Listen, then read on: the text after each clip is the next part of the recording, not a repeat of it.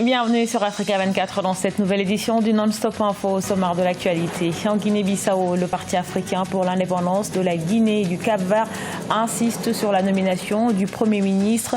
Le PAIGC qui a remporté les législatives exige la nomination de son leader au poste de chef du gouvernement.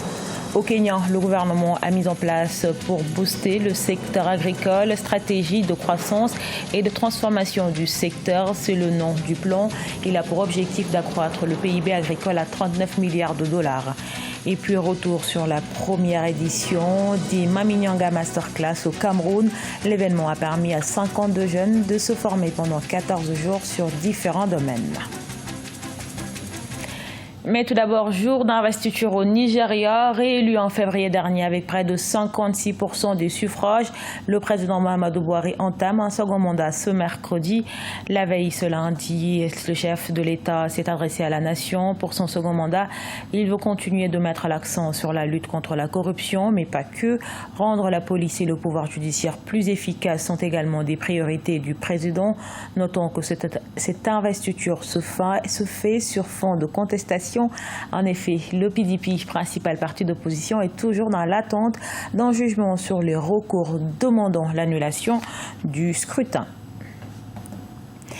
2 mois après les élections législatives en Guinée-Bissau, le pays n'a toujours pas de Premier ministre, donc pas de gouvernement. Le Parti africain pour l'indépendance de la Guinée et du Cap-Vert, PAIGC et ses alliés, mettent à nouveau la pression au président José Mario Vaz. Ils exigent la nomination de son leader au poste de chef du gouvernement, Aménédji. Nommer un nouveau Premier ministre ou abandonner le pouvoir, c'est ce que le Parti africain pour l'indépendance de la Guinée et du Cap-Vert et ses alliés en Guinée-Bissau exigent du président José Mario Vaz. Une situation qui mettra fin à cette longue crise politique que traverse le pays depuis près de 4 ans. À cause du blocage qu'a eu le niveau de l'Assemblée nationale, le président demande à ce que ce problème soit réglé avant de nommer le Premier ministre. Et le PAIGC qui a remporté les élections et qui a la majorité parlementaire exige que le président nomme le Premier ministre et que le Premier ministre se chargerait de régler le problème de blocage qu'a lieu au niveau de l'Assemblée nationale. Malgré le bon déroulement des élections législatives du 10 mars remportées par le Parti africain pour l'indépendance de la Guinée et du Cap-Vert, la Guinée-Bissau peine à sortir de la crise politique qu'il traverse depuis le limogeage de Domingos Pereira, chef du PAIGC, en août 2015 par le président Mario Vaz. Lorsque le Premier ministre sera nommé, il a 3 mois pour présenter son programme de gouvernement au niveau de l'Assemblée. Si son programme a été voté en majorité, il peut continuer de déployer ce projet qui a été soutenu au niveau de l'Assemblée nationale. Sinon, si le bureau politique de l'Assemblée nationale n'est pas constitué, on continue toujours dans la crise en Guinée-Bissau. 3 semaines après l'investiture des députés, le Premier ministre n'a toujours pas été nommé officiellement. Un blocage qui, selon les autorités, s'expliquerait par l'absence de consensus sur la formation du bureau de l'Assemblée nationale. Depuis la reprise des travaux parlementaires le 18 avril, les débats sont concentrés sur le poste de deuxième vice-président de l'Assemblée, revendiqué par le mouvement pour l'alternance démocratique pour un de ses dirigeants, mais rejeté par le PAIGC. Au Bénin, le procès des personnes interpellées lors des manifestations meurtrières du 1er et 2 mai dernier à Cotonou s'est tenu ce mardi 28 mai. 64 personnes ont été arrêtées et sont poursuivies entre autres pour attroupement non armé. Mais le juge en charge du dossier s'est déclaré incompétent pour plus d'une dizaine de cas. Selon le magistrat, le dossier tel qu'il se présente nécessite des compléments de preuves. Une requête acceptée par le tribunal qui renvoie le ministère public de compléter l'enquête. Également dans l'actualité, le Kenya a à cœur de développer son agriculture. Pour ce faire, le gouvernement a adopté un plan qui permettra de transformer ce secteur sur 10 ans. Selon les projections établies, la première phase du projet va considérablement augmenter le PIB agricole qui pourrait passer de 29 milliards de dollars actuellement à 39 milliards d'ici 2024. Corinne Kamsefem.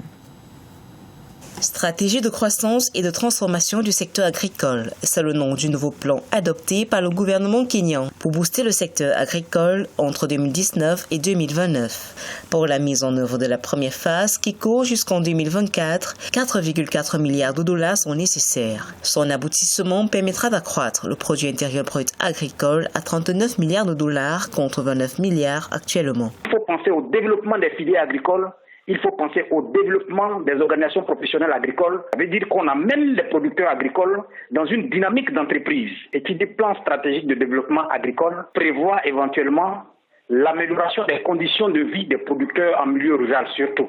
La nouvelle stratégie agricole devrait porter les revenus issus de la transformation agricole à 130 milliards de shillings. Aussi, le salaire moyen quotidien des petits agriculteurs pourrait passer de 4 à plus de 6 $. Ce sont ainsi plus de 15 millions de Kenyans qui seraient positivement impactés par cette nouvelle stratégie agricole. Dans le fondamental, tous ces pays-là ont bâti leur stratégie de développement sur l'agriculture. Il y a des programmes déjà qui ont été menés au Kenya, il y a des projets de développement agricole qui ont été déjà menés au Kenya. Il est question de faire la capitalisation des expériences de ces projets-là et relancer de nouveau. On rappelle au Kenya l'agriculture qui est portée par des cultures telles que le thé, les fleurs, le café, le maïs, fournit actuellement 33% du PIB, 60% de l'emploi informel et 60% des exportations totales de marchandises. Des performances qui seront multipliées avec la mise en œuvre de la nouvelle stratégie agricole.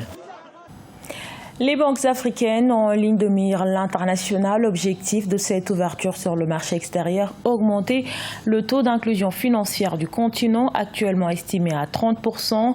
Cette internationalisation de leurs offres pourrait donc permettre la hausse du taux de représentation bancaire du continent africain. Ange Bujuno-Ménion. L'internationalisation des banques africaines peut être synonyme de croissance selon plusieurs spécialistes. Avec un taux de bancarisation estimé à 30%, le continent africain n'a pas encore atteint son plein potentiel de fourniture en services financiers.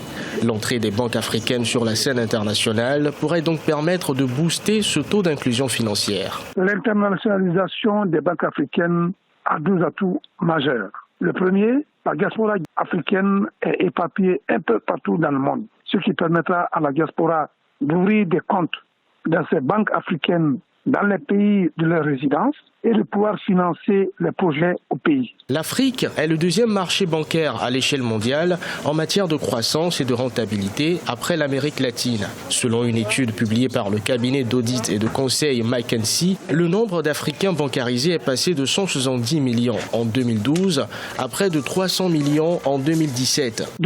Au lieu que les banques centrales africaines se mettent à chercher avec beaucoup de difficultés des correspondants à l'étranger pour pouvoir régler les paiements, soit aux institutions internationales, soit pour les opérations économiques, ces banques africaines, si elles ont pion sur rue, elles peuvent bien valablement représenter ces banques centrales pour pouvoir jouer le rôle que les banques occidentales jouent. Les revenus du secteur bancaire à l'échelle continentale devraient passer de 86 milliards de dollars en 2017 à 129 milliards en 2022.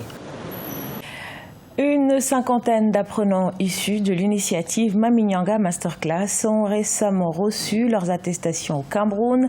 Formés en entrepreneuriat, ils sont désormais plus outillés pour démarrer des activités lucratives dans différents domaines. L'initiative soutenue par des femmes d'affaires camerounaises vise l'autonomisation des jeunes du continent. Corinne Kamsofem. Au Cameroun, la première édition de Maminyanga Masterclass a rendu son verdict. Plus de 50 apprenants ont reçu leur parchemin après une formation intensive de 14 jours en entrepreneuriat. Au menu, intelligence financière, force de vente, marketing, communication digitale, business création, leadership. Pour Françoise Pouiné, promotrice de cette initiative, le développement du Cameroun et de l'Afrique passe par l'autonomisation des jeunes. Aujourd'hui, 50%, plus de 50% de la population, c'est la jeunesse.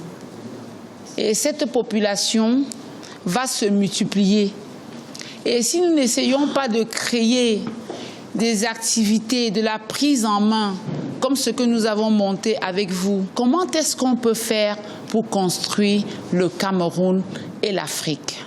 Les apprenants issus prioritairement des communes d'arrondissement de Yaoundé 5 et 6 n'ont pas attendu pour mettre en pratique les enseignements reçus. 3 prix ont été accordés pour les 3 meilleurs projets montés et améliorés durant la formation. Justement, à Yaoundé 5, nous avons présenté 22 projets et nous avons eu le bénéfice que 3 de nos projets ont été sélectionnés parmi les meilleurs. le projet des jus de fruits, le projet de l'héliciculture et le projet des fleurs naturelles dans des hôtels et administrations parapubliques. Il est question pour Mami Yanga de mettre les jeunes des Yaoundé 5 à la formation. Dès qu'ils auront fini la formation, ils vont bénéficier d'un appui allant de 250 à 500 000. En juin 2019, la deuxième édition de Mami Yanga Masterclass se tiendra à Douala, capitale économique du Cameroun. Le cap sera ensuite mis sur Abidjan en Côte d'Ivoire dès le mois d'août 2019. Ce journal a été réalisé par l'ensemble de la rédaction. Merci pour votre fidélité. Retrouvez dans un instant une nouvelle édition de l'actualité sur Africa 24.